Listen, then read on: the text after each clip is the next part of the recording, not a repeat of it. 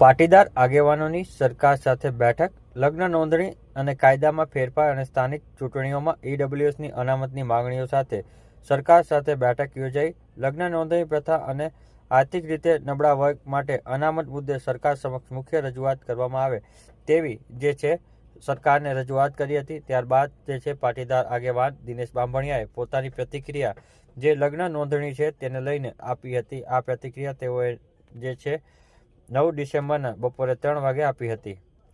ઘણા લાંબા સમયથી એક માંગણી ચાલી રહી હતી કે સરકાર ભાગેડુ લગ્ન બાબતે માતા પિતાને સિક્યોર થાય એવી રીતે કાયદો બનાવે, અને સરકારે આજે અમારા જે મુદ્દાઓ હતા તેમાં અમને આશ્વસ્ત કર્યા છે કે ટૂંક સમયની અંદર કાયદો બનાવવામાં આવશે.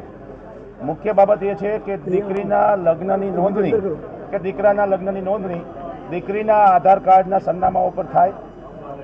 કોઈ પણ લગ્ન ચાહે હિન્દુ મેરેજ એક્ટમાં થાય કે સ્પેશિયલ મેરેજ એક્ટમાં થાય, તેની નોંધણીના આધારો જે રજૂ કરવામાં આવ્યા હોય એમાં માતા પિતાને વાંધો લેવાની સમય આપવામાં આવે, નોટિસ આપવામાં આવે, અને વાંધાઓને આઈડેન્ટિફાય કરવાનું કામ તાલુકા કક્ષાએ ક્લાસ 2 ઓફિસર અને નાયબ મામલતદાર કે તાલુકા વિકાસ અધિકારીને સોંપવામાં આવે.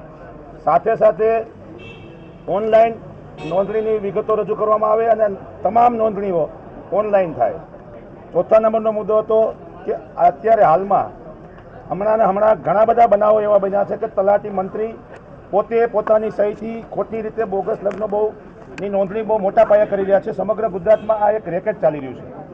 તો એમાં અત્યારે હાલ જ ગૃહમંત્રીએ અમારી રૂબરૂમાં જ ડીજી વિભાગને અને પોલીસ વિભાગને સૂચના આપી છે કે આજે ને આજે એ તમામ લોકોની ધરપકડ કરવામાં આવે, એની સામે સુઓ મોટો ફરિયાદ દાખલ કરવામાં આવે, અને જે કંઈ ગુજરાતમાં બોગસ લગ્ન નોંધણીનું રેકેટ ચાલી રહ્યું છે એને રોકવા માટેના સરકારે આજથી પ્રયાસો ચાલુ કર્યા છે.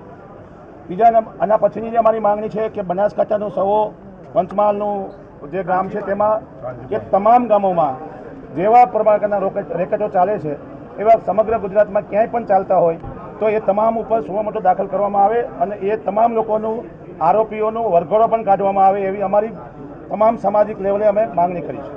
સાથે સાથે કાયદો જલ્દીમાં જલ્દી બને એવું અમને આશ્વાસન આપવામાં આવ્યું છે, અને અમારી માંગણીઓને સરકારે બહુ સારી રીતે અધિકારીઓની રૂબરૂમાં સ્વીકારી છે.